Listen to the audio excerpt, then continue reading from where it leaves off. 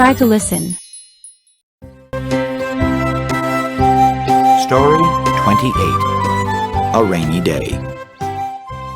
It's raining again. Mira doesn't like that. "Why does it have to rain?" asks Mira. "Without rain, we can't live," says her dad. "Really?" Mira doesn't understand. "Yes, we would have nothing to eat," says her dad. "It is true. Just think about it. The plants need rain to grow. The animals need plants to grow. Without rain, we would have no food to eat and no water to drink." Listen with answer. Story 28. A Rainy Day. It's raining again. Mira doesn't like that.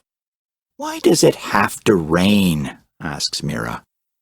"Without rain, we can't live," says her dad. "Really?" Mira doesn't understand. "Yes, we would have nothing to eat," says her dad.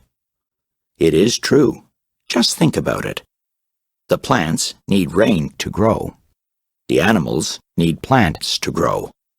Without rain, we would have no food to eat and no water to drink."